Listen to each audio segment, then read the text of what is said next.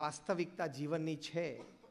વડીલો બેઠા છે, એમને કહેવાનું કે આપણા બાળકોને આ છે ટાઈપ 1 ડાયાબિટીસ, જેને જુવેનાઇલ ડાયાબિટીસ કહે છે, જેમાં પેનક્રિયાસ છે એ કામ કરતા બંધ થઈ જાય, ઇન્સ્યુલિનનું પ્રોડક્શન બંધ થઈ જાય, એટલે એ ટાઈપ 1 ડાયાબિટીસ એની ખૂબ કાળજી રાખવી પડે. પણ આજના પ્રસંગે જ્યારે આ સંસ્થાએ આવી સુંદર પ્રવૃત્તિઓ જે ડૉક્ટર જયપ્રકાશભાઈએ ખૂબ સુંદર રીતે વર્ણવી, સંસ્થા સાથે સંકળાયેલા ડૉક્ટર્સ, ટ્રસ્ટીશ્રીઓ, કાર્યકરો, એ બધાની કાર્યવાહી પણ સુંદર આપણે જાણી છે, આપ બધાએ અનુભવેલી છે. આજે કદાચ એક પ્રસંગ પ્રમુખ સ્વામી મહારાજના જીવનનો યાદ આવે છે, અને એ પ્રસંગ પરથી એક વિચાર થયો. પરમ પૂજ્ય પ્રમુખ સ્વામી મહારાજ એક વખત આણંદમાં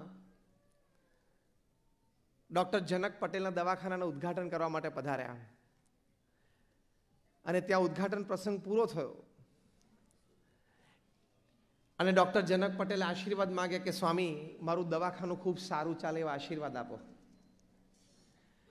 ત્યારે પ્રમુખ સ્વામી મહારાજે કહ્યું કે દુકાન કે કારખાનાનું ઉદ્ઘાટન હોય તો અમે એમ કહીએ કે સારું ચાલે, પણ દવાખાનું સારું ચાલે એવા આશીર્વાદ ન અપાય.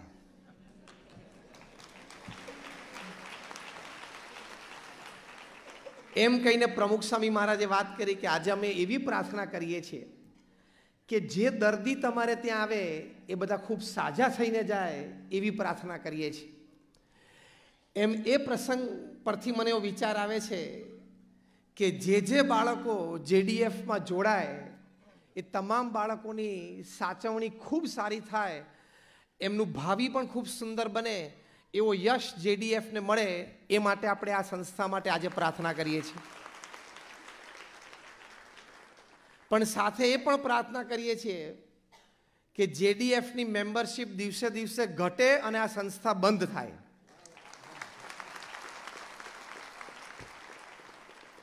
કદાચ મારા જીવનમાં પહેલી વખત કોઈ સંસ્થાના કાર્યક્રમ માટે આ પ્રાર્થના કરવાનું હું સૂચવું છું. તમે બધા સહમત હશો. એમ આઈ રાઈટ ઓર રોંગ? કે આ સંસ્થાએ જે કાર્યક્રમ ગોઠવ્યો છે એ સંસ્થાની મેમ્બરશિપ ઘટે, દિન પ્રતિદિન ઘટતી જાય અને સંસ્થા બંધ થઈ જાય, એવી આજે એમના કાર્યક્રમમાં આપણે એમની માટે પ્રાર્થના કરીએ.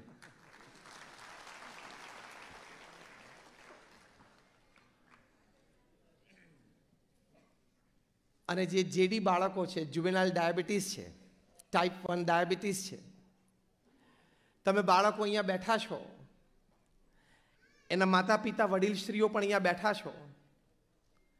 પ્રથમ વાત એ સમજવાની કે કોઈએ ગભરાવાની, મૂંઝાવાની કે દુઃખી થવાની જરૂર જ નથી. બહુ જ સ્પષ્ટ છે કે it is definitely manageable. Doctor, am I right? 100% manageable છે આ. એટલે પ્રથમ વાત અને વિચાર એ છે કે કોઈએ ગભરાવાની, મૂંઝાવાની કે દુઃખી થવાની જરૂર નથી. તમારે ને તમારા બાળકોએ વિચારવાનું. ઘણા બધા કંપનીમાં સેલ્સમેન હોય, માર્કેટિંગમાં હોય ને, એ લોકોની જીભ ઉપર મીઠાશ હોય, એટલે લોકો માર્કેટિંગ અને સેલ્સ સારું કરી શકે. તો જીભ ઉપર મીઠાશ હોય છે તોય મોટું કામ કરે છે, તો જેનું આખું શરીર મીઠું છે એ તો કેવા કામ કરી શકે? તમારું આખું શરીર સ્વીટ છે ને. Change your એટીટ્યુડ્સ towards life. જીવન પ્રત્યેનો અભિગમ સકારાત્મક, ઊંચો અને પવિત્ર રાખવો. ખાલી એક જીભ ઉપર મીઠાશ હોય છે તો લોકો મોટું કામ કરે છે, તમે તો આખું શરીર મીઠું લઈને બેઠા છો ને. Sweet, you can do anything. અને તમે એકલા છો એવું નહીં માનવાનું. તમારી સાથે સમગ્ર સૃષ્ટિ છે એમ માનવાનું. કેમ? વર્લ્ડ હેલ્થ ઓર્ગેનાઇઝેશને દરેક રોગ સાથે એક કલર અટેચ કરેલો છે. જ્યારે પણ એ રોગ સંબંધી અવેરનેસ સમાજમાં ઊભી કરવી હોય ત્યારે કલરનો ઉપયોગ કરવામાં આવે. એમ ડાયાબિટીસ સાથે બ્લુ કલર અટેચ છે. આખું આભ બ્લુ છે. સૃષ્ટિ તમારી સાથે છે. આભ તો છે ને, બ્લુ જ છે ને. આખું આભ તમારી સાથે છે. આટલી મોટી છત્રછાયા છે. એટલે તમારે જરાય ચિંતા કરવાની જરૂર નથી, દુઃખી થવાની જરૂર નથી. અને એ પણ એક વાત હકીકત છે કે જ્યારે પરિસ્થિતિ પ્રતિકૂળ હોય, સંજોગો સાથ ન આપતા હોય, વ્યવસ્થાઓ થોડી વિપરીત હોય, ત્યારે માણસનું દૈવત ખીલે છે. એ પણ ઇતિહાસ ગવા છે. ઘણી વખત આપણે વિચારીએ ત્યારે આપણને ખ્યાલ આવે કે કેમ પશ્ચિમના જગતોમાં રિસર્ચ વધારે થાય છે અને એશિયન અને આફ્રિકન કોન્ટિનેન્ટ્સમાં રિસર્ચ R&Dનું પ્રમાણ કેમ ઓછું છે. તો એક વાક્યમાં પ્રથમ કારણ એ છે કે પશ્ચિમના જગતમાં કુદરત છે એ મનુષ્યને મારવા માટે બેઠું છે. વર્ષમાં 6 મહિના બરફ પડે છે, કોઈ જગ્યાએ 4 મહિના પડે છે, કોઈ જગ્યાએ 2 મહિના પડે છે. કુદરત પ્રતિકૂળ છે ને, એટલે કુદરતની સામે લડવા માટે માણસની અંદર ભગવાને દૈવત મૂક્યું છે. એ દૈવત એનું ખીલે છે. એટલે રોજ ઉઠીને એને પોતાની જાતને બચાવવાની હોય છે ને, એટલે એનું દિમાગ વધારે તેજ ચાલે છે. અને આ તો હસતા હસતા વાત છે કે એશિયા અને આફ્રિકન કોન્ટિનેન્ટ્સમાં આપણને કુદરત મારવા નથી બેઠી, કુદરત આપણને અનુકૂળ છે. એટલે પછી બપોરે 12:30 વાગે જમીને પેટ ઉપર હાથ ફેરવીને ઘરે જઈને સૂઈ જાય, જે રાજકોટની એક પ્રણાલિકા છે. પ્રભુદાસભાઈ કહે છે કે હતી, હવે નથી. બહુ સારી વાત છે. ના, બરોબર છે. જમાના સાથે, સોસાયટી સાથે બધાય ચાલવું પડે. પણ જ્યારે પ્રતિકૂળતા હોય ત્યારે વ્યક્તિનું દૈવત ખીલે. એ કુદરતનો ક્રમ છે. એમ તમે જે જેડી બાળકો છે અને બાળકોના માતા પિતા છે, તમારે તમારા જીવનમાં અથવા તો પરિવારની દ્રષ્ટિએ પરિવારમાં એક સંજોગ એવા ઊભા થયા, એક પ્રતિકૂળતા ઊભી થઈ,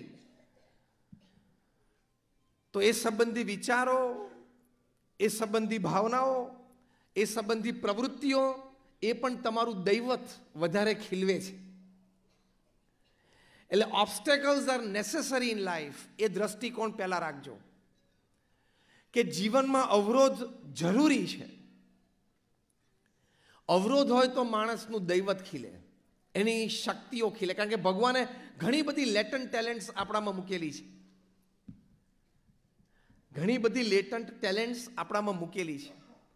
અમે થોડા વર્ષો પહેલાં જુનાગઢમાં ત્યાં ગીર ગયેલા સિંહ અવલોકન માટે. ત્યાં નેસડામાં એક ભરવાડ અમને મળ્યા. તો એ વ્યક્તિ એને મને એક પ્રસંગ કહ્યો કે સ્વામીજી, એકવાર હું આ દિવાલ કૂદી ગયેલો. મેં કહું, આ દિવાલ? This must be 9 feet 10 feet. તમે કૂદી ગયેલા? તો કે એક હાથનો ટચ આપીને કૂદી ગયેલો. મેં કહું, કેમ? તો કે સિંહ પાછળ પડેલો.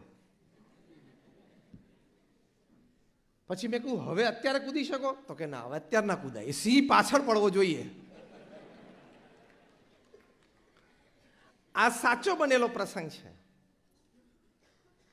એટલે આ વાત હકીકત છે કે જ્યારે પ્રતિકૂળતા હોય, સંજોગો તમને સાથ ના આપતા હોય, અથવા તો કંઈક એવો નાનો મોટો ડર કે ભય તમારા જીવનમાં તમને દેખાવા માંડે, ત્યારે ભગવાને આપણામાં ઘણી બધી શક્તિઓ મૂકેલી છે.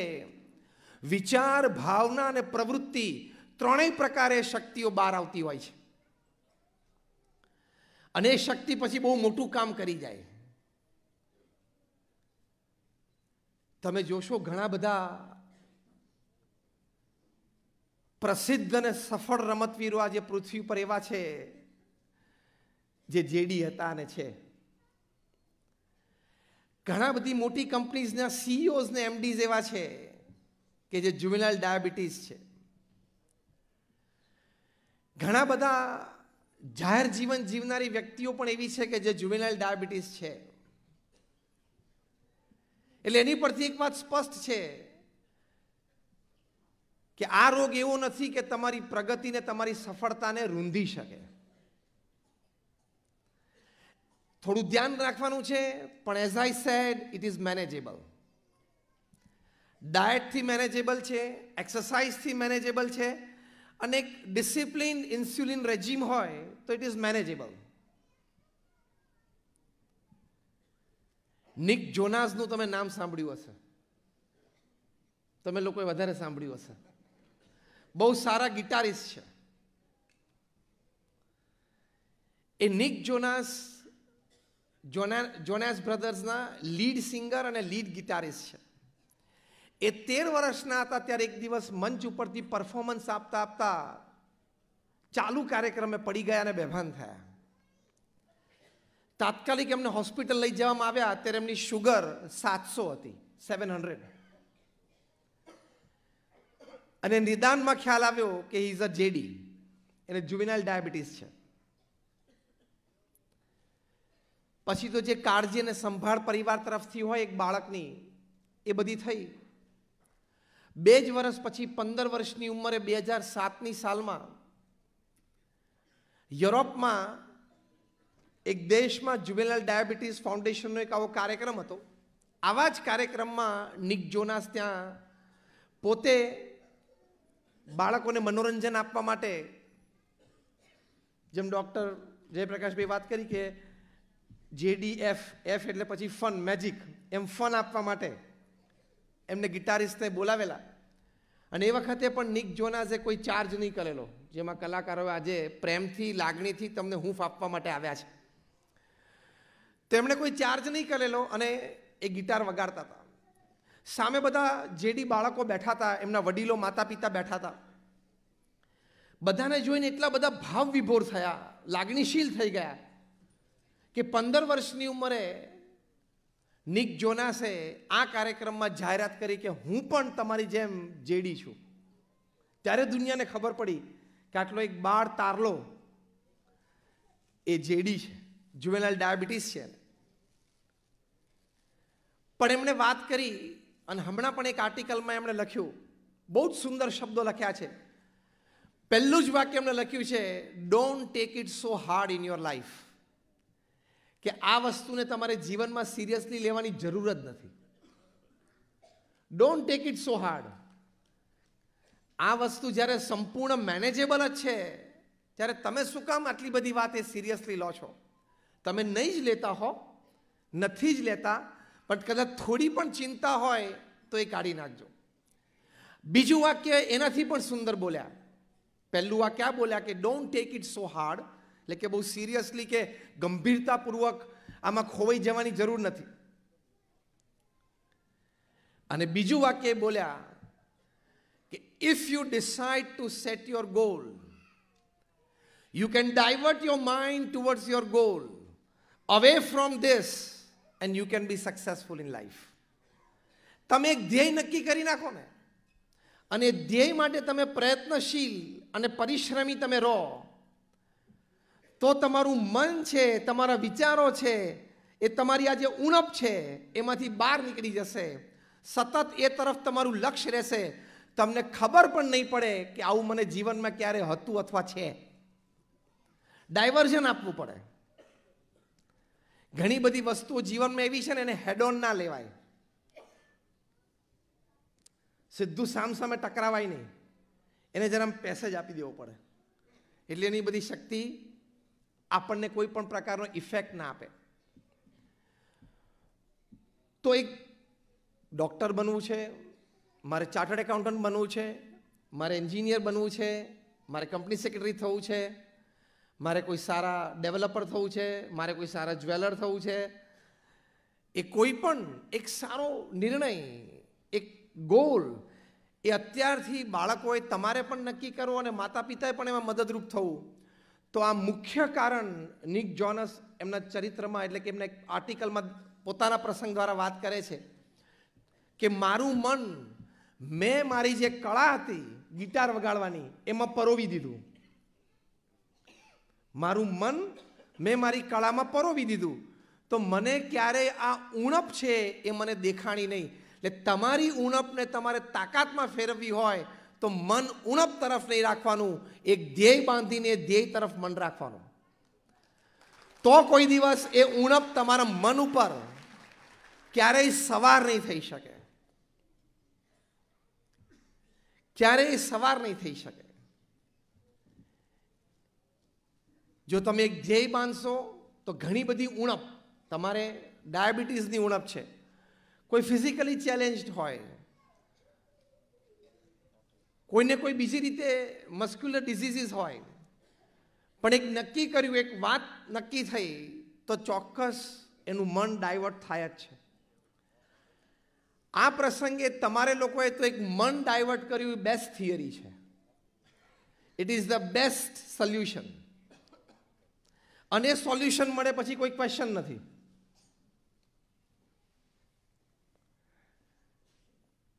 તો મનને જરા ડાયવર્ટ કરી દેવાનું. એક 9 વર્ષનો બાળક હતો. ઓફકોર્સ એ જેડી નહોતો, પણ થોડો વીકલિંગ જેવો હતો, એટલે એની નેચરલ સ્ટ્રેન્થ થોડીક ઓછી હતી, પણ એક ઉણપ તો કહેવાય છે. He was not normal. એનું પણ ખૂબ જ સુંદર જીવન ચરિત્ર છે. જ્હોન ગોડાર્ડ એમનું નામ. એ 9 વર્ષના બાળકે એક દિવસ નક્કી કર્યું કે મારે જીવનમાં સારા સારા અને મોટા મોટા કામ કરવા છે. એટલે એના સ્ટડી ટેબલ ઉપર પેન્સિલ અને પેપર લઈને બેઠો અને બસ લખવાની શરૂઆત કરી દીધી. મારે આ કરવું છે, આ કરવું છે, આ કરવું છે. અને ઇન્ડેક્સ તો આગળ ચાલ્યો, તે 157 સુધી ઇન્ડેક્સ પહોંચી ગયો. 157 આઈટમ એને બેઠા બેઠા લખી નાખી. મારે એવરેસ્ટ ચડવો છે, મારે Nile river along the length boating કરવું છે, મારે આફ્રિકાનો કિલીમાંજારો સર કરવો છે. બાળક નોર્મલ હતું જ નહીં, એનામાં ઉણપ હતી જ, પણ આવા વિચારો એને આવ્યા. આ વાત એને લખી. એના માતા પિતાએ આ ચિઠ્ઠી વાંચી, એમના માતા પિતાના આંખમાં આંસુ આવી ગયા કે મારા બેટાને સંકલ્પો તો ઘણા સારા છે, પણ એ પૂરા નહીં કરી શકે. પણ એ જાણતા નહોતા કે ફિઝિકલ સ્ટ્રેન્થ કરતાં મેન્ટલ સ્ટ્રેન્થની કિંમત વધારે છે. શારીરિક તો નાની મોટી ઉણપ હોય, પણ તમારી માનસિક તાકાત, તમારો ધ્યેય, તમારી જે ફર્મનેસ હોય, તો એ શારીરિક શક્તિ કરતાં પણ વિશેષ છે. અને અમુક લેવલના પરફોર્મન્સની ઉપર mental strength plays a more and a better role than physical strength. Virat કોહલીને તમે જે મેન્શન કર્યું, એને ફિઝિકલ સ્ટ્રેન્થની ઘણી જરૂર પડે, પણ એના કરતાં 10 ગણી જરૂર એને મેન્ટલ સ્ટ્રેન્થની પડે, માનસિક તાકાતની પડે. એટલે એ ફિઝિકલ સ્ટ્રેન્થ કરતાં મેન્ટલ સ્ટ્રેન્થની તાકાત બહુ છે. મેન્ટલી આ બાળકે આ વાત નક્કી કરી, પ્રયત્નશીલ થયો. આખી કથા તો હું તમને કહેતો નથી, પણ 57 વર્ષની ઉંમરે ફરી વખત એણે એ બધા પેજીસ ખોલ્યા અને ટીક કરવાની શરૂઆત કરી. ત્યારે 157માંથી 105 ગોલ એણે પૂરા કરી દીધેલા. આ કક્ષાના બધા હતા. You decide, you can. Yes or no? બધા બાળકો મારી સાથે બોલજો. If I decide, I can. બીજી વખત બોલજો. If I decide, I can. ત્રીજી વખત. If I decide, I can. જો હું નક્કી કરું તો હું કરી જ શકું. નક્કી કરવાનું છે અને નિર્ણય લેવાનો છે, પછી કમ વોટ મે. પ્રમુખ સ્વામી મહારાજ એક સરસ વાત કરતા. એમના જીવનનું એ સૂત્ર હતું. આમ જોવા જાવ તો પ્રમુખ સ્વામી મહારાજની એક લૌકિક દ્રષ્ટિએ સાવ 5 ધોરણ ભણેલા હતા. એટલે એકેડેમિકલી તમે જોવા જાઓ તો એક ઉણપ કહેવાય. આજની દ્રષ્ટિએ, શિક્ષણની દ્રષ્ટિએ એક ઉણપ કહેવાય. 5 ધોરણ ભણેલા હતા, અને એ પણ બરોડાની બાજુમાં ચાણસદ એક નાનું ગામડું છે ત્યાં. એ વ્યક્તિ આટલી મોટી સંસ્થા ઊભી કરી શકે, આટલું મોટું કાર્ય કરી શકે, ભવિષ્યમાં સમાજ સેવા માટે નોટ સ્કાય બટ પ્રમુખ સ્વામી મહારાજ ઇઝ ધ લિમિટ. એ કક્ષા સુધી એમણે કામ કર્યું. તમે બધા અક્ષરધામ જોયું હશે, હા કે ના? Just rays your hands. બધા અક્ષરધામ જોયું છે, ગાંધીનગર અને દિલ્હી. એવા નાના મોટા 1200 કેમ્પસ પ્રમુખ સ્વામી મહારાજે એકલા હાથે બાંધ્યા. One man show. Pramukh Swami Maharaj was a one man organization. એક વ્યક્તિ સંસ્થા હતા. 45 વર્ષમાં 1200 આ બીજી 110 હોસ્પિટલ, હોસ્ટેલ, સ્કૂલ અને કોલેજો બાંધી અને ચેરિટી બેઝ ઉપર એનું સફળ સંચાલન કર્યું.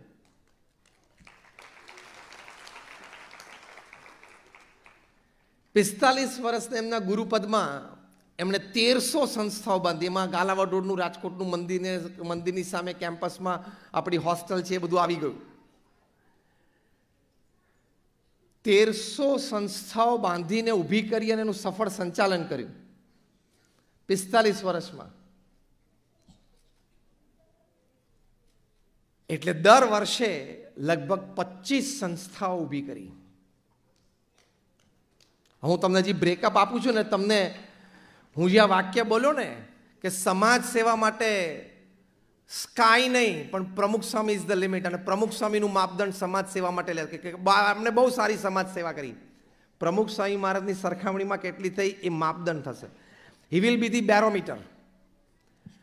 દર વર્ષે 25 સંસ્થાઓ, વર્ષમાં 52 અઠવાડિયા હોય એટલે દર 2 અઠવાડિયે એક સંસ્થા. હવે જે હું વાક્ય બોલું એ બધા સાંભળજો. દર 15 દિવસે એક જમીન ખરીદાઈ જાય, એ જમીન લીગલી ક્લિયર થઈ જાય, એ જમીન ઉપરનો પ્રોજેક્ટ પ્લાન થઈ જાય, એ પ્લાન પાસ થઈ જાય, એ પ્લાન પ્રમાણે બાંધકામ પૂરું થઈ જાય, એનો ઉદ્ઘાટન સમારોહ થઈ જાય અને સંસ્થા સમાજને અર્પણ કરી અને સમાજના ઉપયોગ માટે વહેતું થઈ જાય. દર 15 દિવસે આ તંત્ર 45 વર્ષ સુધી. આ બ્રેકઅપ તમે લો ને એટલે ખબર પડે કે આ ગરિમા કઈ હતી. આ બ્રેકઅપ તમે લો ને એટલે આ ગરિમા કઈ હતી એ તમને ખબર પડે. દર 15 દિવસે એક પ્રોજેક્ટ પૂરો કરવો એટલે સરવાનંદભાઈ કેવું? ડેવલપરને પૂછવું પડે ને. ઈશ્વરીય શક્તિ હતી પણ સમાજ માટે એમને આટલું મોટું કામ કર્યું. તમે દિલ્હીનું અક્ષરધામ જોયું છે, 110 એકર ઉપર છે. આ હું તમને એટલા માટે વાત કરું છું કે શૈક્ષણિક દ્રષ્ટિએ, એક લૌકિક દ્રષ્ટિએ 5 જ ધોરણ ભણેલા હતા. એક શૈક્ષણિક ઉણપ તો હતી જ. એક લૌકિક દ્રષ્ટિએ વાત કરું છું. જ્યારે મને વિષય આપવામાં આવ્યો છે ઉણપ એ જ તમારી તાકાત છે. પણ એ ઉણપ તાકાત ક્યારે બને? How can you transform your deficiency into your strength by your thought process, by your attitudes. વિચારધારા અને અભિગમથી તમે તમારા ઉણપને તમારી તાકાતમાં બદલી શકો. ઉણપ રહેવાની છે, જીવનભર રહેવાની છે, પણ વિચારધારા અને અભિગમથી તમે ઉણપને અવગણીને તમારી તાકાતમાં ફેરવી શકો. દિલ્હીનું અક્ષરધામ 110 એકર ઉપર છે. હમણાં તો 2 વર્ષ પહેલાં મેં હૈદરાબાદમાં ડેવલપર્સની સાઉથ ઇન્ડિયાની એક કોન્ફરન્સ હતી, એમાં અમે ગયેલા. એમાં બધા દેશભરના સૌથી મોટા બધા ડેવલપર્સ, લોઢા, રાહેજા, અજમેરા, હીરાનંદાની બધા હતા. એ બધાને મેં પૂછ્યું, મેં કહું તમારામાંથી કોઈએ દિલ્હી જેવા શહેરમાં 110 એકર જમીન ઉપર યમુનાના કિનારે પથ્થરનું બાંધકામ 5 વર્ષમાં પ્રોજેક્ટ પૂરો કર્યો એ આંગળી ઊંચી કરો. નોબડી.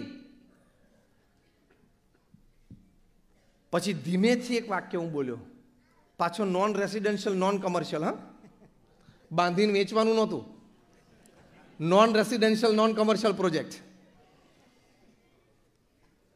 અત્યારે એવો જ મોટો પ્રોજેક્ટ અક્ષરધામ તુલ્ય જોહાનસબર્ગ સાઉથ આફ્રિકામાં ચાલી રહ્યો છે. એવો જ મોટો પ્રોજેક્ટ સિડની ઓસ્ટ્રેલિયામાં ચાલી રહ્યો છે.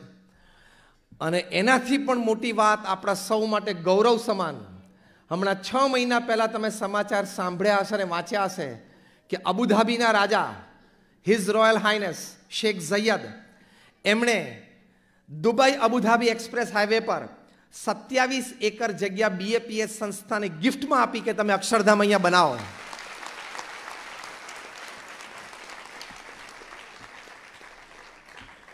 આ પૃથ્વી ઉપર પ્રથમ પ્રસંગ બને છે કે આટલા મોટા કોઈ મુસ્લિમ રાજા, અને એ પણ અત્યારના પ્રવર્તમાન સંજોગોમાં પોતાના દેશમાં એક હિન્દુ સંપ્રદાયને 27 એકર જગ્યા આપે,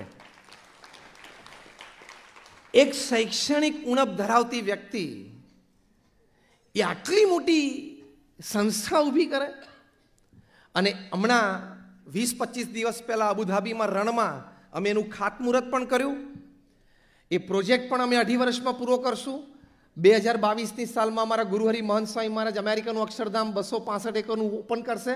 ત્યારે આખી પૃથ્વી ઉપર હિન્દુ સંસ્કૃતિ અને હિન્દુ ધર્મનો બેંગ વાગશે. અને અબુધાબી પણ 3 વર્ષમાં ઓપન થશે. આખી ગંગા, યમુના, સરસ્વતી નદીઓ રણમાં વહેશે. એ આખો આ પ્રોજેક્ટ છે. એટલે તમારી ઉણપને કોઈ દિવસ તમારે ગણકારવાની જ નહીં. તમે ધારો એ કામ થઈ શકે છે ને કરી શકો છો. પણ મેં કીધું એમ, if you want to transform your deficiency into your strength, ઉણપને તાકાતમાં બદલવી હોય તો it should pass through the medium of positive thinking and high attitudes. સવડો સકારાત્મક વિચાર અને ઊંચો અભિગમ. તો આ પરિવર્તન સહજ છે.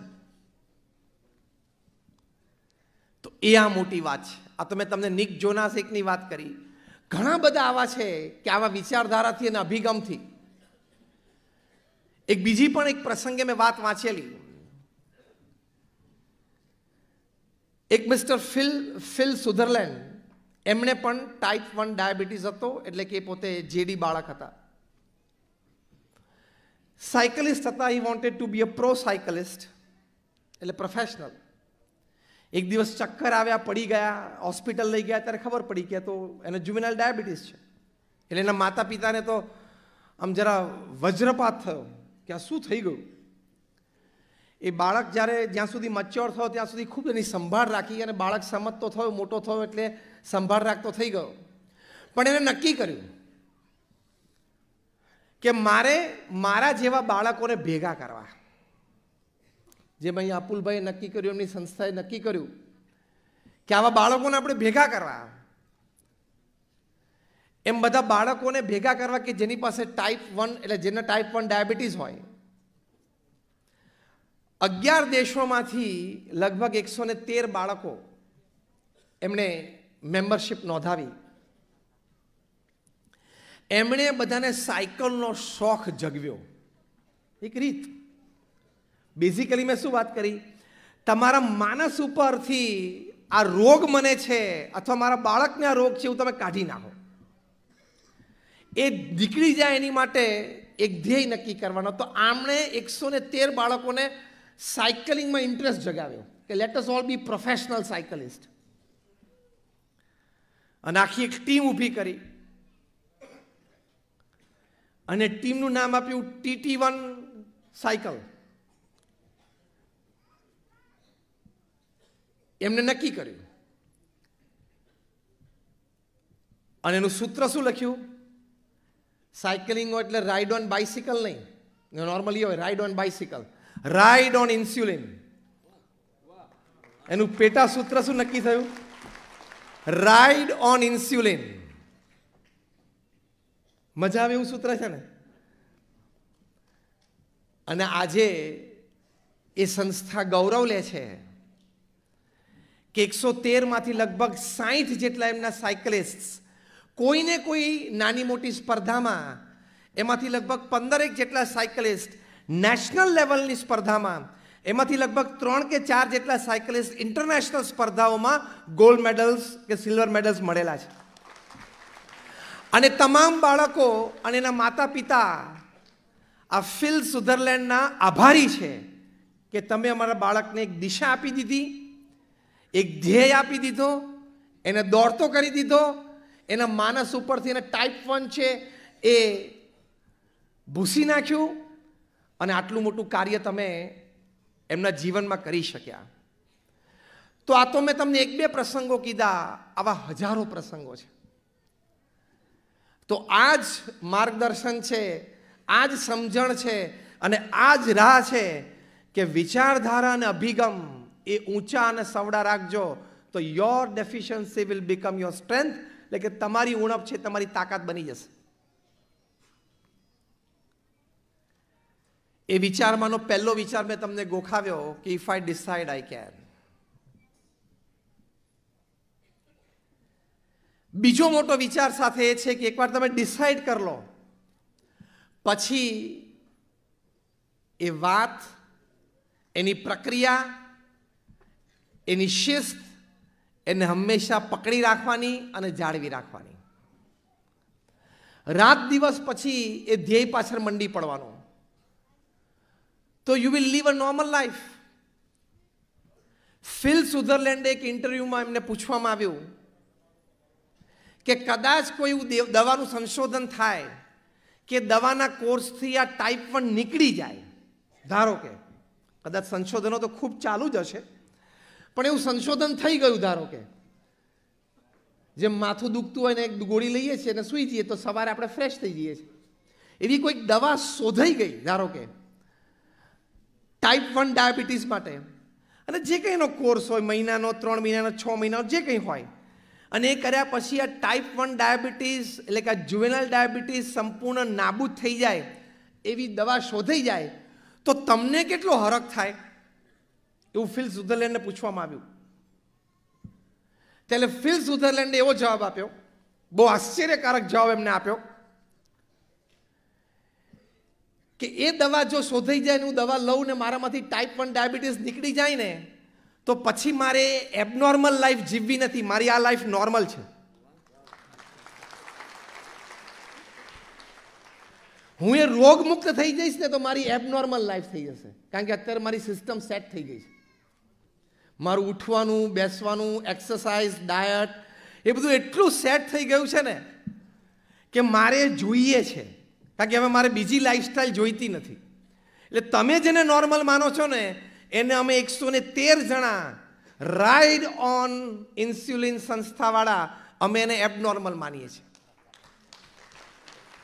એટલે તમે જે જેડી બાળકો બેઠા છો ને એમણે આ વિચાર કરવાનો કે સ્ટેજ ઉપર બેઠા અમે બધા એબનોર્મલ છીએ, નોર્મલ તો તમે જ છો. નોર્મલ અને ગુડ લાઈફ તો તમે જીવો. Set your system. તમારી સિસ્ટમ તમે સેટ કરી દો તો તમે એની સાથે સેટ છો.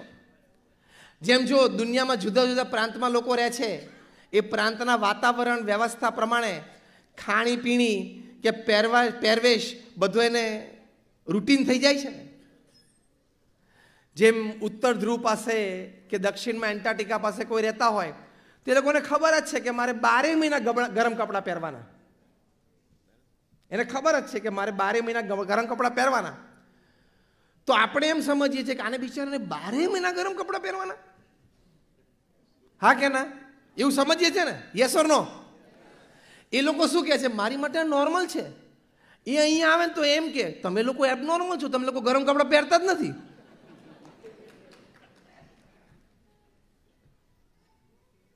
માઉન્ટેન્સમાં જે રહેતા હોય, પહાડી ક્ષેત્રોમાં જે રહેતા હોય, એ લોકો રોજ અડદની દાળ ખાય. આપણે મહિને 2 મહિને એકાદ વખત ઘરમાં અડદની દાળ થતી હોય. હું બહુ દેશી દ્રષ્ટાંતોથી સમજાવું છું હિંમત આપવા માટે. એ લોકો રોજ અડદની દાળ ખાય અને ચણા ખાય. જ્યારે આપણે ચણા કે અડદની દાળ તો અઠવાડિયે કે મહિને એકાદ વખત બનતી હોય ત્યારે આમ ઘરમાં કહે કે ભાઈ આજે અડદની દાળ છે, તો આપણને શું થાય, બિચારાને રોજ અડદની દાળ ખાવાની. એ લોકો ત્યાં બેઠા બેઠા બોલે કે આ બિચારાને ગુજરાતમાં રાજકોટમાં રોજ મગની દાળ ખાવાની. આ 2 દ્રષ્ટાંતોથી મારે એટલું સમજાવવાનું છે, the definition is of normal depends upon where you live, how you live, what you leave.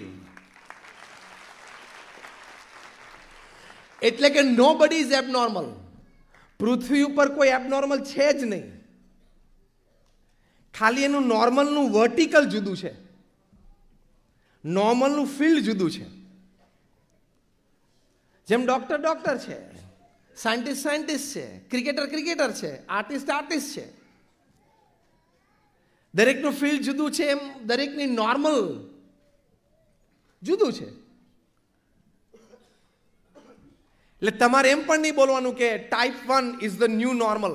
એનાથી એક સ્ટેપ આગળ જાઓ, it is a routine normal. તમારી માટે નોર્મલ છે. એક બીજો વિચાર પણ એ રાખવાનો કે હંમેશા તમારા કર્મચારીઓ હોય એમાંથી અઘરું કામ તમે કયા કર્મચારીને આપો? હોશિયાર હોય, કેપેબલ હોય એને આપો. તો એ બુદ્ધિ તમારામાં આવી ક્યાંથી? કુદરતથી આવી છે. કારણ કે કુદરતનો આ ક્રમ છે કે જેને વધારે શક્તિ આપવાની હોય એને તકલીફ પણ વધારે આપે. જેમ તમે તમારા કર્મચારીમાં 5, 10, 15 કર્મચારીઓ હોય પણ કંઈક આમ અઘરું ને મોટું કામ જે કેપેબલ હોય એને જ આપો ને, એમ તમને થોડીક ટફ લાઈફ ભગવાન એટલે આપી કે તમે કેપેબલ છો. આમ બધા કેપેબલ નથી ને એટલે અમને ના આપ્યું. ડૉક્ટર બરોબર છે ને? અમે બધા કેપેબલ ઓછા છે, આપણી શક્તિ ઓછી છે જીરવવાની, એટલે ભગવાને આપણને આવી પ્રતિકૂળતા ના આપી. તમને લોકોને એટલે આપી કે ભગવાનને તમારામાં વિશ્વાસ છે કે તમારામાં ખૂબ શક્તિ બહાર આવી શકે. આ ફિલ સુધરલેન્ડની મેં વાત કરી, નિક જોનાસની મેં વાત કરી, તો આ લોકોની શક્તિ ખીલી ગઈ અને એક જુદી કક્ષાએ પહોંચી ગયા. એટલે ભગવાને આપણને તકલીફ આપે છે, સામે આપણી શક્તિનું પણ એમને નિર્માણ કરેલું છે. અમારા એક વડીલ સંત છે પરમ પૂજ્ય ડૉક્ટર સ્વામી, એ બહુ જ એક સુંદર વાત કરે છે, એક સુંદર વિચાર આપે છે કે આપણામાં તો અનંત શક્તિઓ રહેલી છે પણ એ પ્રસંગે ટાણે ખીલી જાય છે. આપણે તો આજીવન આ પ્રસંગ છે એટલે ચોક્કસ ખીલી જાય. એટલે તમે જેડી બાળકો મોટા રમતવીર પણ બની શકો છો, તમે એડવોકેટ ને ડૉક્ટર પણ બની શકો છો, તમે CEO અને MD પણ બની શકો છો, તમે મોટો ફેમિલી બિઝનેસ પણ ઊભો કરી શકો છો, તમે રિસર્ચ એન્ડ ડેવલપમેન્ટ R&Dમાં પણ જઈ શકો છો. બધું જ થઈ શકે છે. એટલે આ વિચાર દ્રઢ રાખજો કે જેમ પૃથ્વી ઉપર 7 અબજમાંથી કોઈ પણ વ્યક્તિ ગમે તે કરી શકે છે, એ પ્રયત્ન કરે તો એમ હું પણ કરી શકું. બસ એ વિચાર હંમેશા દ્રઢ રાખવાનો. તો એ વિચારથી તમારું દૈવત ખીલે છે. પછી મેં કહ્યું એની માટે પુરુષાર્થ. તમે બધા એક ક્રિકેટરનું નામ સાંભળ્યું હશે, સ્ટીવ વૉ, જે ઓસ્ટ્રેલિયાના કેપ્ટન હતા. એ જ્યારે ઓસ્ટ્રેલિયન ક્રિકેટ ટીમમાં જોડાયા ત્યારે 7મા ક્રમાંકે બેટિંગ કરવા માટે આવતા અને 4થા કે 5મા ક્રમાંકે બોલિંગ કરવા માટે આવતા. એટલે એક મીડિયમ લેવલના ઓલરાઉન્ડર હતા.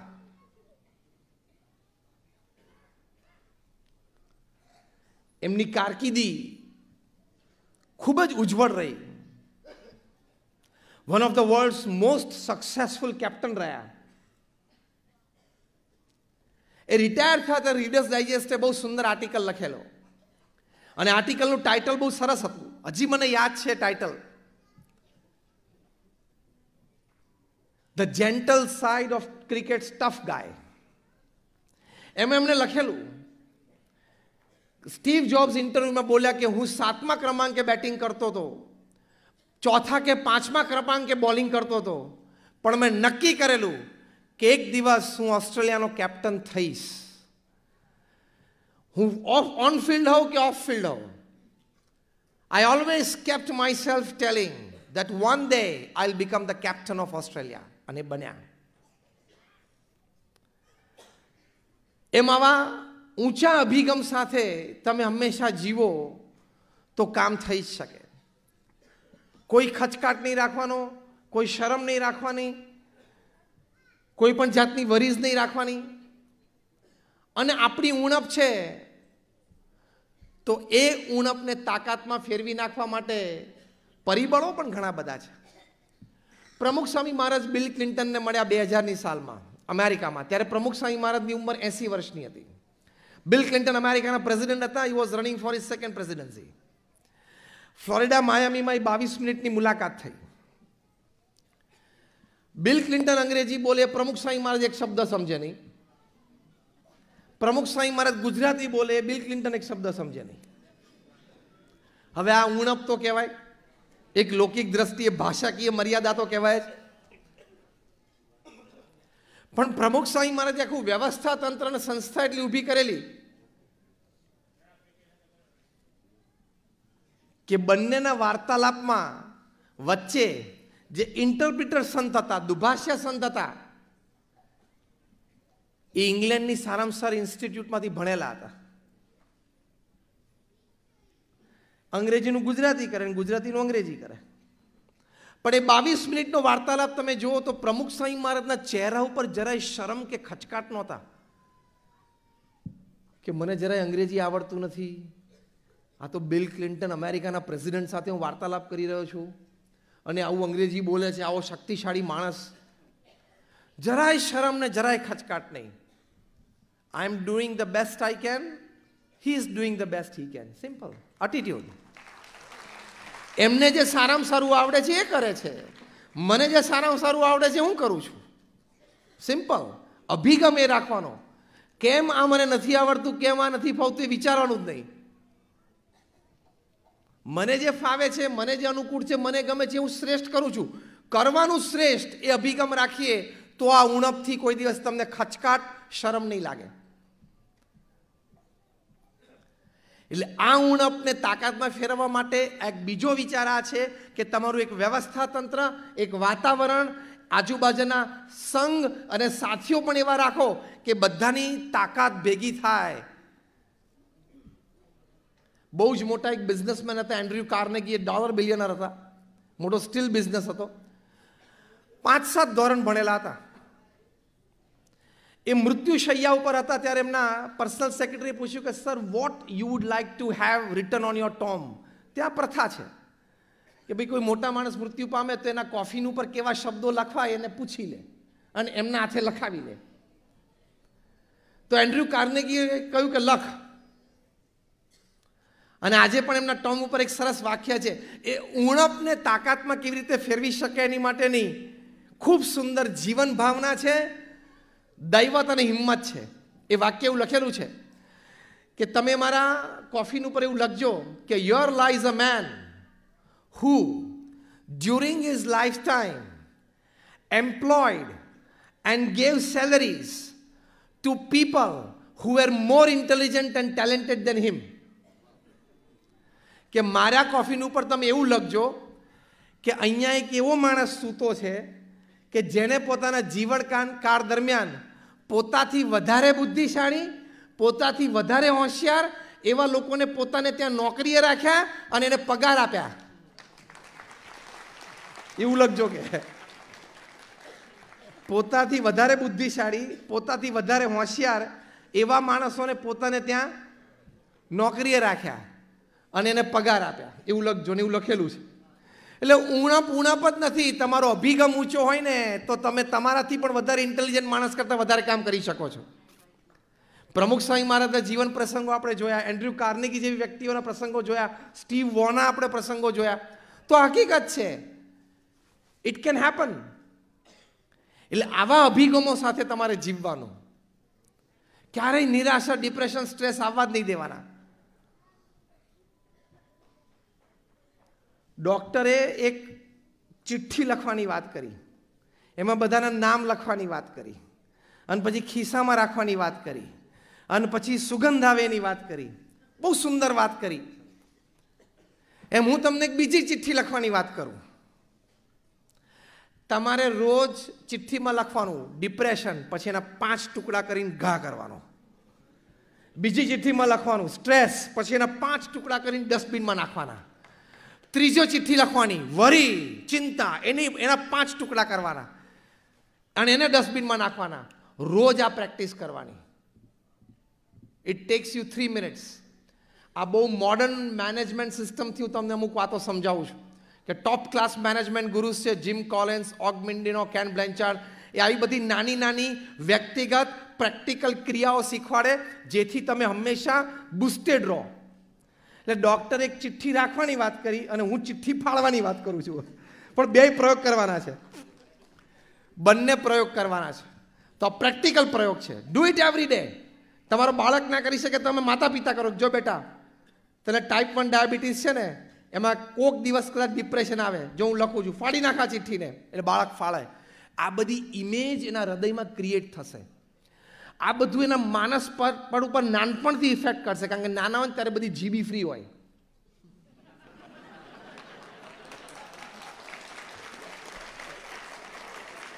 મોટા જેમ જેમ થાય બધી જીબી ભરાતી જાય, પછી જગ્યાઓ સુવિચાર માટે રહે નહીં. નાનપણથી એની જીબી ઘણી બધી ફ્રી હોય ને ત્યારે આ બધું ભરી દેવું. એટલે પછી એના માનસપટ ઉપર આવા જ વિચારો ચાલ્યા કરે. ક્યારેક કોક વખત એને થોડોક પણ એવો અનુભવ થાય ત્યારે યાદ આવે કે ડિપ્રેશન નામની ચિઠ્ઠી તો મેં 50 વખત ફાડી નાખી છે, તો આજે આવે કેમ? સ્ટ્રેસ નામની ચિઠ્ઠી તો મેં 25-50 વખત એમને ફાડી નાખી છે. I have tore it apart. How can it come in my life? મારા જીવનમાં આવે જ કેવી રીતે? તો એ નાનો થોડો પ્રેક્ટિકલ કરજો. ક્યારેય તમારા બાળકને એવું કહેતા નહીં કે બેટા તને આ છે, હો, એવું નહીં કહેવાનું. શું બોલવાનું? હું તમને 10 સેકન્ડનો પોઝ આપું છું. તમે વિચારો કે આ સંબંધી કોઈ પણ વાત ક્યારેય પણ પરિવારમાં નીકળે, બાળક હાજર હોય ત્યારે કયું વાક્ય બોલવું? આ તો નથી જ બોલવાનું કે તારે જુવેનાઇલ ડાયાબિટીસ છે. તમારે શું બોલવું જોઈએ એવું તમે બધા વિચારો. હું કોઈ પણ 2 વ્યક્તિને પૂછીશ કે તમે શું બોલવું જોઈએ તમારા બાળકને. મંચ ઉપર પૂછીશ. હા, don't tell your children that you are JD. Never ever. But instead what you can ટેલ, તમે બીજું શું કહી શકો છો? આ જ કહેવાનું છે, પણ કેવી રીતે કહી શકો છો? હવે વિચારો. યોર 10 સેકન્ડ સ્ટાર્ટ્સ નાઉ.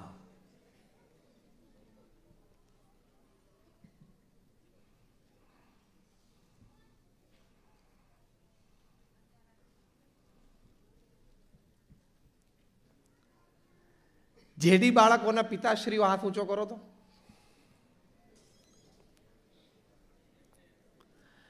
હા, તમે ઊભા થાવ તો.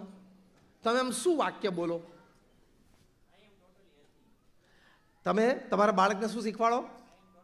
આઈ am totally healthy. Good thing. We must give him a good clap. હજી હાથ ઊંચો રાખો, મારે 2 જણાને પૂછવાનું છે. હા, તમે બોલો.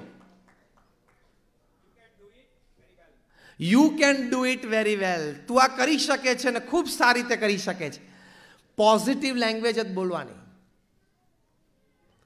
જેફ કેલર નામના બહુ જ સારા મેનેજમેન્ટ ગુરુએ ધ એટીટ્યુડ ઇઝ એવરીથિંગ એ નામનું પુસ્તક લખ્યું છે. Attitude is everything in life. એમણે આ પુસ્તક એટલા માટે લખ્યું કે 70 અને 80ના દાયકા સુધીમાં વાત એવી હતી કે જે વધારે મહેનત કરે ને વધારે પૈસા કમાય. 90 પછી આખા સમીકરણો ફરી ગયા કે જે બુદ્ધિશાળી હોય એ બીજા પાસે મહેનત કરાવીને વધારે પૈસા કમાય. 2000ની સાલ પછી પાછા સમીકરણો ફર્યા કે જેના અભિગમો સાચા હોય ને એ બુદ્ધિશાળી અને મહેનતુ 2 પ્રકારના માણસોને પોતાને ત્યાં નોકરી રાખી શકે. એ અભિગમો પરથી એમણે આ પુસ્તક લખ્યું છે કે એટીટ્યુડ ઇઝ એવરીથિંગ. પોતે મલ્ટી બિલિયનર થયા. હું ઘણી વખત હસતા હસતા આ જ વાતને જોકના રૂપમાં લઉં છું, પણ અત્યારે તમે જોક તરીકે જ લેજો. હસતા હસતા વાત કરું છું કે જેને 90% આવે ને, 10મા 12મા ધોરણમાં 90-95% આવે ને, એ બધા ડોક્ટર કે એન્જિનિયર થાય. પછી 15% ઓછા આવે ને, 75%, એ બધા કોમર્સ લાઈનમાં જાય, કંપની ખોલે અને પેલા 2 જણાને નોકરી રાખે.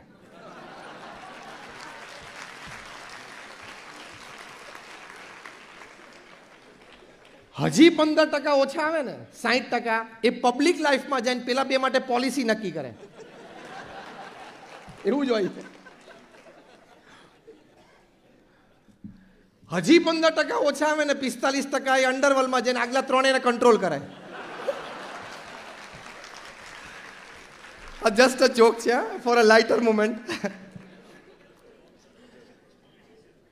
જેફ કેલર એમના પુસ્તકમાં 3 વિભાગમાં એટીટ્યુડ ઇઝ એવરીથિંગ, એમાં 3જા વિભાગમાં આ વાત બહુ સુંદર લખી છે. Personally I like that chapter very much. A chapter મને ખૂબ ગમે છે અને એ ચેપ્ટરમાં એમને આ જ સંબંધી સુંદર વિચારો મૂક્યા છે કે તમારા જે એટીટ્યુડ્સ છે, જે અભિગમ છે, એ હંમેશા સવડાને ઊંચા રાખવા. સમજો, આપણે 2 વિભાગમાં અત્યારે પોઝિટિવિટીની વાત કરી. પ્રથમ વિભાગમાં વિચારોની વાત કરી. હવે બીજા વિભાગમાં આપણે અભિગમોની વાત કરીએ છીએ, એટીટ્યુડ્સ. તે હંમેશા સવડા, સકારાત્મક અને ઊંચા જ રાખવા. એમાં એમના પ્રવચનમાં બુકમાં એક બહુ સરસ એમને દ્રષ્ટાંત લખ્યું છે કે એકવાર એક બેબી મોસ્કીટો, એક નાનું મચ્છર જે જન્મેલું ને, બેબી મોસ્કીટો, એનું મેઇડન ફ્લાઇટ હતી. પાંખ આવીને પછી પહેલી વાર ઉડાન લીધું. પછી આમ રૂમમાં ગોળ ઉડાન ભરીને પાછું આવીને બેઠું. જ્યારે ઉડાન ઉપર ગયું ત્યારે મધર મોસ્કીટો અને ફાધર મોસ્કીટો બંને જણા આમ જોતા હતા કે ઓહો, આપણો બેટો આમ પહેલી વખત ઉડતા શીખ્યો. જેમ મા બાપ હરખભેર જોતા ને એનું બાળક આમ ચાલતા શીખે તો, એટલે કે ફર્સ્ટ ફ્લાઇટ, આમ મેઇડન ફ્લાઇટ. અને જ્યારે ફ્લાઇટ પૂરી કરીને પાછું મા બાપ પાસે આવે ને એટલે મા જરા ને વધારે આમ હરખ હોય ને ઉત્સાહ હોય.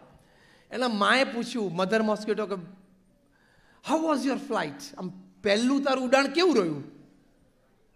તો પેલા બાળકે બહુ સરસ વાત કરી. The baby mosquito said, mom, you know, wherever I went, everybody were clapping for me. હું જ્યાં જ્યાં ઉડ્યો ને ત્યાં બધાએ મારી માટે ખૂબ તાલીઓ પાડતા હતા. વાહ, શું ઉડે છે! ખબર પડી? બધી જગ્યાએ તાલીઓ પડતી હતી કે શું ઉડાણ છે, શું ઉડાણ છે. એને મારવા બેઠેલા લોકો પણ એને અભિગમ શું રાખ્યો? તાલીઓ પડે છે.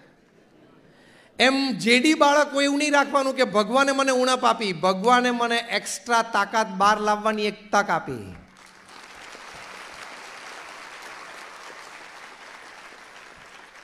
તો એ અભિગમ, એ એટીટ્યુડ છે એ બહુ કામ કરી જશે.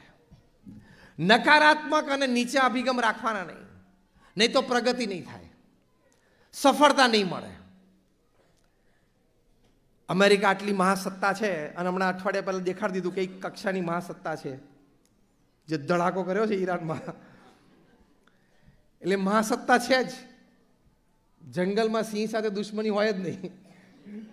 એ કક્ષા છે એમની.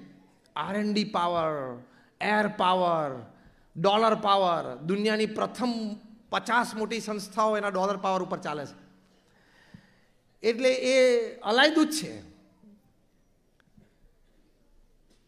અભિગમથી દરેક અમેરિકનને એટીટ્યુડ હોય છે કે આઈ એમ અમેરિકન, બસ ફિનિશ.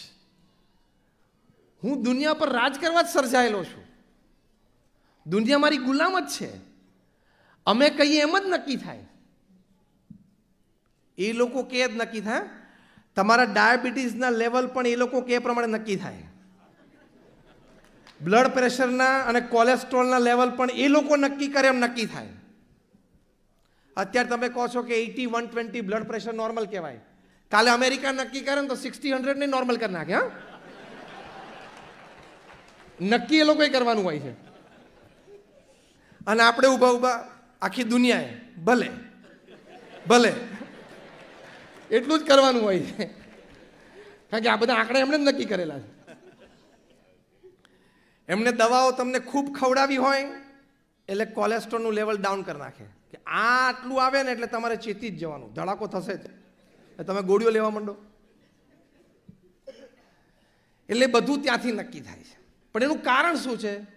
એ લોકો આપણી કરતાં કંઈ વધારે બુદ્ધિશાળી છે એવું નથી. અભિગમ એ લોકોના બહુ જ ઊંચા છે. તમે સિલિકોન વેલીમાં, કેલિફોર્નિયામાં જાઓ, અમેરિકા, જ્યાં બધી આઈટી કંપનીઝ દુનિયાની કામ કરે છે, અને આપણા ભારતના છોકરા આઈટી એન્જિનિયર્સ થાય, કમ્પ્યુટર એન્જિનિયર્સ થાય, તમે ઘણા બધા અહીંયાના પણ તમારા સગાવાલાના હશે. અને એને ગૌરવ હોય કે મારો દીકરો સિલિકોન વેલીમાં, ત્યાં સેન હોઝેમાં, કેલિફોર્નિયામાં, અમેરિકામાં $1 લાખ ને $1.25 લાખ પગાર છે. પણ એવા 500 જણાને પગાર આપનાર જે વ્હાઇટ અમેરિકન હોય ને, એ તો મારો બેટો બીકોમ ના થયો હોય. બોલો, આપણને એમ કે તમને હમણાં 5 માણસ આપીએ, તું જરા અહીંયા કંઈક કામ કરતો, આ લોકોને કંઈક કામ સોંપતો તો આપણે મૂંઝીએ. આમ તો કંઈ બહુ છે નહીં અહીંયા કામ બીજું તો. અને જો વ્હાઇટ અમેરિકનને તમે હોપો ને કે આ 5 માણસ છે ને કામે લગાડતો, તો આમ થોમ તો ચોપાવણે કે આ જે હાર પડ્યો છે ને, જો બીજા કંઈ ટેબલ ઉપર નથી, પહેલાં હાર તો પાછળ મૂકી આવે, એને સૂઝવા માંડે. આપણે કે ના ના બધું બરોબર છે, બેટ બરાબર. એટલે આપણામાં ને એમનામાં ફેર બહુ પડી જાય છે. એટીટ્યુડ્સ. એક દ્રષ્ટાંત દ્વારા તમને સમજાવું. અમેરિકામાં લાઇટ જાય ને, જાય જ નહીં પણ ધારો કે ગઈ, તો અમેરિકન એટીટ્યુડ શું છે? He picks up the phone, calls the electric company, light ગઈ કેમ? ઇલેક્ટ્રિક કંપની પર ફોન આવવા માંડે, લાઇટ ગઈ કેમ? વાય? એ અમેરિકન એટીટ્યુડ છે. જાપાનમાં પણ લાઇટ કદાચ ન જાય, પણ ધારો કે ગઈ ને, તો જાપાનીઝ એટીટ્યુડ છે ને, બિચારા સેલ્ફ હેલ્પ પીપલ છે, જાતે કામ કરવા માંડે.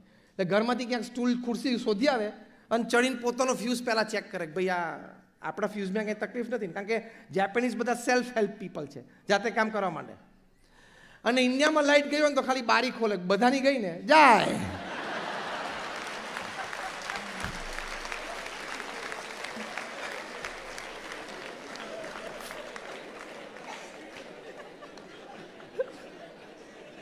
ખોટું કહું છું?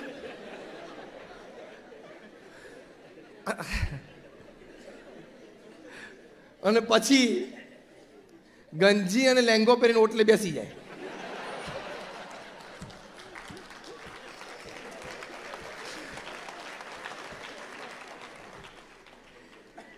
એ લોકો કોક દિવસ લાઈટ જાય ને તો પણ ઇન્વર્ટર શોધી કાઢ્યું કે ભાઈ લાઈટ ગયો તો તાત્કાલિક તો શું કરું, ઇન્વર્ટર જોઈએ જ. અભિગમથી વિચારો આવે છે, અભિગમથી તમારી શક્તિ બહાર આવે છે, અભિગમથી લેટન્ટ ટેલેન્ટ્સ બધી બહાર આવી જાય છે. અભિગમ સવડો, સકારાત્મક અને ઊંચો હંમેશા રાખો. અને આપણા બધામાં આવી શક્તિ રહેલી છે. તમને જે અત્યારે તમારી ફિઝિકલ, મેન્ટલ કે ઇમોશનલ સ્ટ્રેન્થ દેખાય છે એના કરતાં 10 ગણી, 25 ગણી, 50 ગણી ને 100 ગણી છે, પણ આપણને ખબર નથી. 1983માં ભારતે વર્લ્ડ કપ જીતેલો. એક છેલ્લો પ્રસંગ કહીને પૂરું કરું. વર્લ્ડ કપ કપિલ દેવ વખતે કેપ્ટન હતા, બધા વડીલો તો આપણે બધા સાક્ષી છીએ, આપણે બધાએ વર્લ્ડ કપ જોયો હશે 25 જૂન 1983ના દિવસે. અને વેસ્ટ ઇન્ડિઝ જેવી પાવરફુલ ટીમ હારી ગઈ. 75નો વર્લ્ડ કપ વેસ્ટ ઇન્ડિઝ જીતેલી, 79નો વર્લ્ડ કપ જીતેલી. પછી લોકોને થયું કે આ તો ગમે તેમ હોય પણ આમ સિંહ સૂતો તો કોઈક આઈને લાફો મારી ગયો, એમ ઓવર કોન્ફિડન્સમાં આપણે વર્લ્ડ કપ જતો રહ્યો. તાત્કાલિક વેસ્ટ ઇન્ડિઝ બોર્ડે BCCIનો કોન્ટેક્ટ કર્યો કે 6 ટેસ્ટ અને 6 વન ડે રમવા માટે આવીએ છીએ, ફૂલ સિરીઝ. અને પહેલાં 6 વન ડે રાખી છે. અમારે દુનિયાને કહેવું છે કે અમે આ ઓવર કોન્ફિડન્સમાં જરા ચૂકી ગયા, બાકી વર્લ્ડ ચેમ્પિયન્સ તો અમે જ છીએ. અને 6 વન ડે ભારતને બહુ ખરાબ રીતે હરાવી, કારણ કે એ લોકોને આ પ્રૂવ કરવું હતું. પછી ટેસ્ટ મેચ શરૂ થઈ. ટેસ્ટ મેચમાં પહેલી ટેસ્ટ કાનપુર ઉપર હતી, 3-3 દિવસમાં પૂરી થઈ ગઈ. ઇનિંગ્સ અને 250 રનથી ઇન્ડિયાને ડિફીટ. એટલે બહુ ટીકા આવી કે આ વર્લ્ડ ચેમ્પિયન્સની